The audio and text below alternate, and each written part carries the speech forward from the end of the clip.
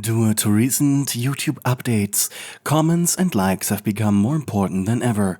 I beg you to please consider doing exactly that. I read every comment that you write me and answer whenever possible and or need. I'm also open to suggestions for future content. My videos are created without the use of AI, so please support your fellow human content creator against clanker slop. Thank you.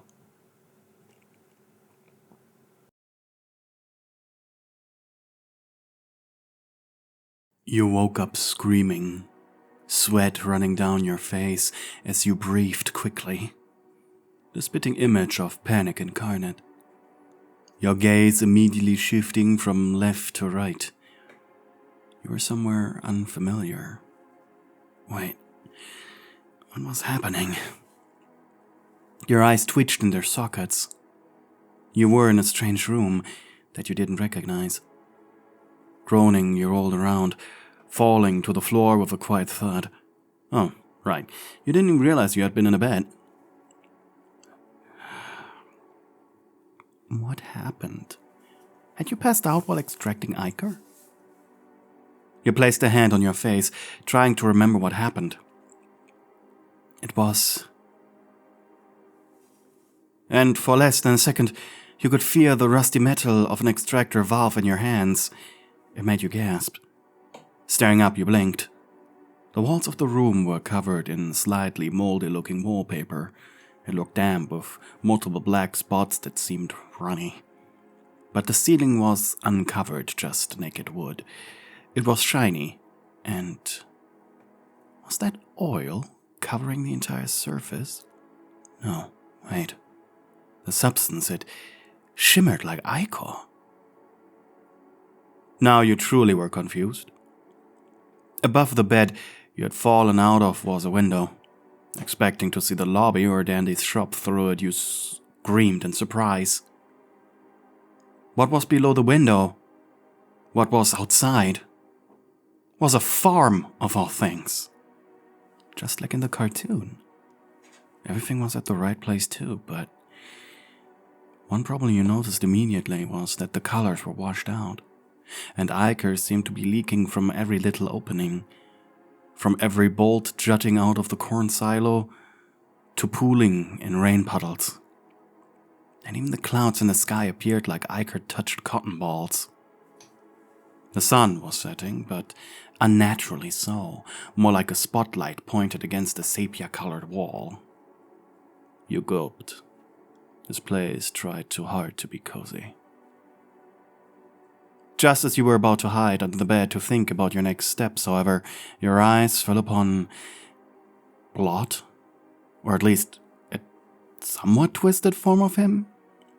He looked like he was mid-transformation into the zombified Toon, with his red glowing eye and mouth leaking ichor while remaining in his normal Toon form. You gulped, when suddenly you heard the noise of the door opening behind you. Instinctively, you grabbed the white blanket of the bed, holding up defensively. A chuckle was what answered you. You know this only works on TV, right? That was Dandy's voice. You're shivering with fear as he approached. Don't worry. The time for worrying is over. What do you mean? You felt weight on the bed shift as Dandy sat down before you. What I mean is, there are no problems here. You peeked over the blanket. No ichor extractions anymore? No more extractions. No more worries about getting me tapes. I got all that I need. Your eyes moved up and down Danny's body. He looked strange. Just like blood outside, his eyes were glowing in an ominous red.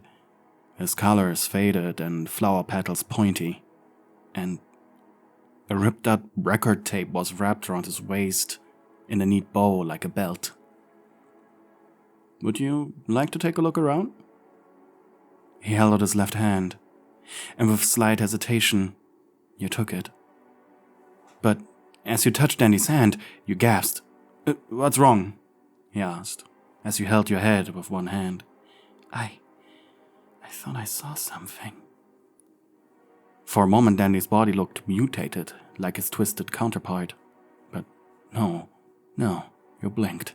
He was normal, right? He just felt a little cold. He gripped your hand surprisingly tight. The tips of his fingers were smeared with ichor.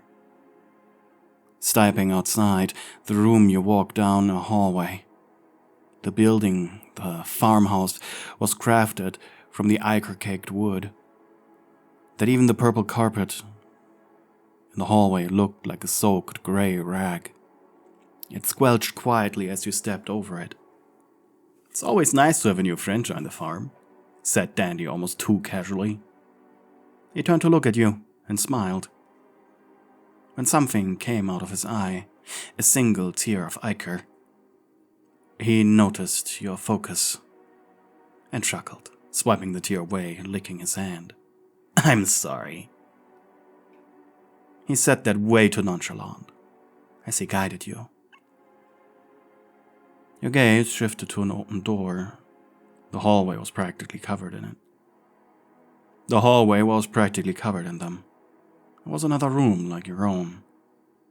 In it sat a razzle and dazzle, a scarf covered in black substance and eyes as red as blood. Safe to say, at this point, you were expecting that. Hey, sorry for earlier. We were a little mean to you. What? No, I wasn't with you guys. Dandy's grip tightened a little, and your attention switched while he just said, little too soon for that. Razzle and Dazzle nodded. I get it. Don't worry. What's going on? You confronted Dandy a minute later as the both of you were descending a flight of creaky stairs. He stopped, turned around, and looked up at you. Okay, since you brought it up, normally I like telling this over a cup of tea, but since the surprise has already been ruined... With a sad expression, he gave you a painful smile. I'm sorry, Tootie. Danny looked down at his feet in embarrassment. This is the Black Farm. The place toons go after they... go twisted.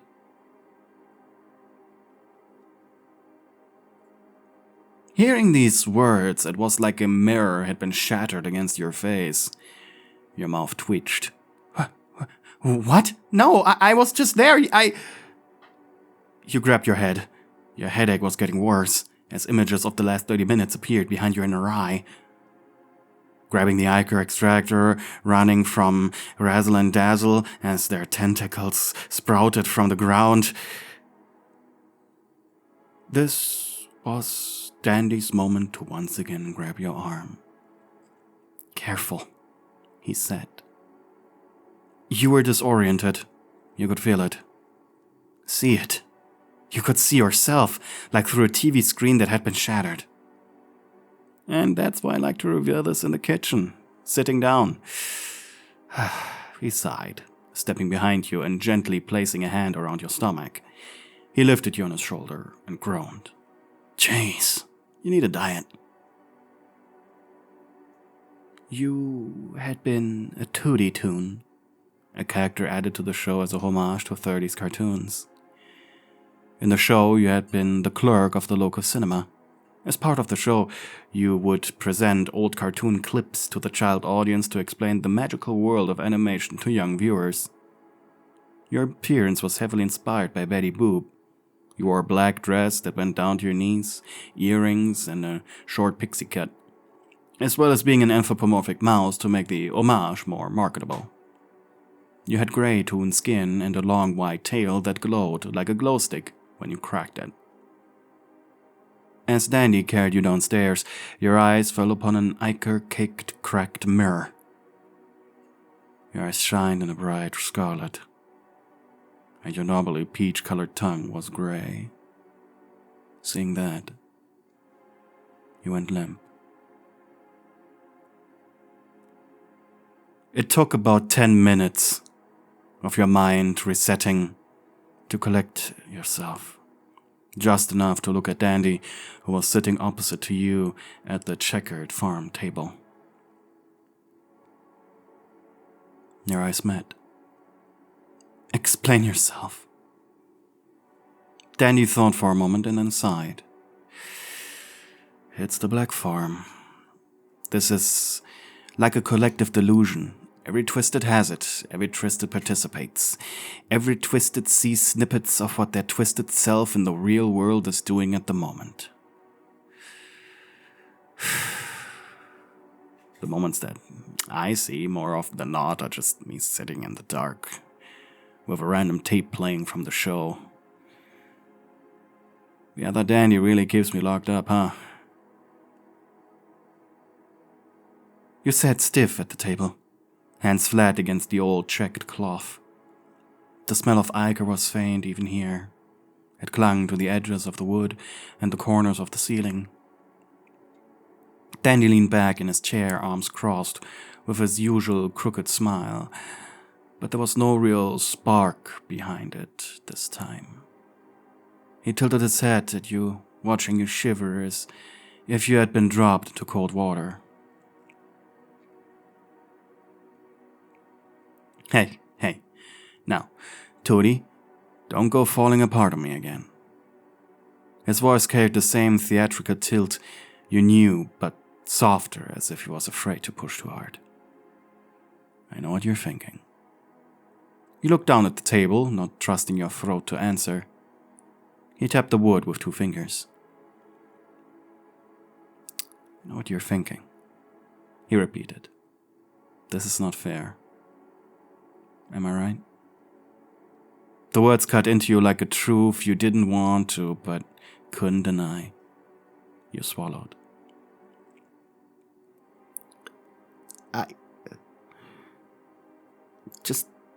Just tell me what I'm supposed to do here. Is this even real? Can I go back? Your voice was shaky, but somehow still alive, as your tail curled tight around your leg. Dandy leaned forward, resting his elbows on the table. Oh, it is real? It is real enough, he said with a chuckle that held no malice. Sure, it's not like the lobby, not the shop, not the center. He waved a hand around at the ichor-touched walls and the broken curtains. I suppose it's ours. Your eyes narrowed. What does that even mean? Dandy shrugged, leaning back again. You eat when you eat. You sleep when you sleep. You do whatever you want. His grin widened as his lips clicked and his glowing eyes half closed. Nothing to chase. No ichor. No drag out of the walls. No tapes to hunt down. He spread his hands wide as if presenting a stage. Things are easy here, Toadie. The words made you pause.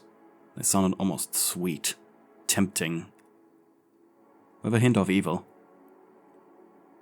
The weight of everything sat heavy on your chest. I don't know if I can just live like this. Dandy tilted his head again, his smile twitching. Well, just don't live then. Just be. There are a couple of Astros who are doing that. He exhaled painfully, a little stronger this time.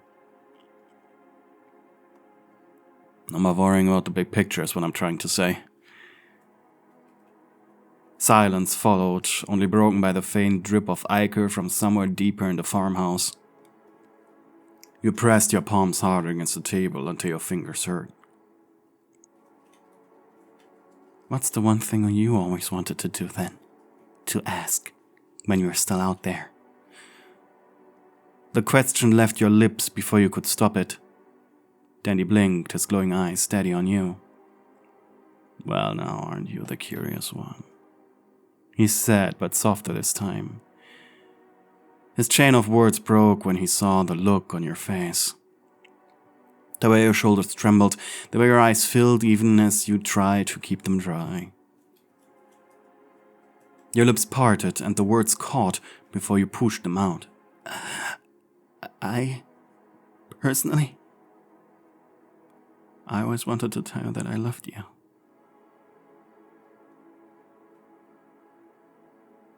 Dandy leaned back as if your words had struck him harder than anything else could. For once he had no smile, no ready line, only silence and the faint ticking of the clock that wasn't there. You stared down at your lap, heart pounding like you had torn yourself open in front of him. Finally his chair creaked as he leaned forward again. "Well, Tootie," he said with a low breath, "that is quite the confession. No other Tootie Toon ever did that. That makes you unique." He gave a small laugh, but it was thin, more fragile than his usual stage-ready chuckle. You squeezed your hands together, fighting the urge to run through here, towards nowhere. You squeezed your hands together, fighting the urge to run, though there was nowhere to go. I know it's stupid. I mean, if what you're saying is right, it's not like it matters anymore.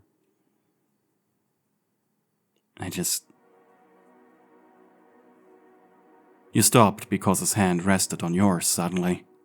His touch was cold but steady. Then he looked at you with eyes glowing red but softer than before. "It matters," he said simply. "Because now all that we can do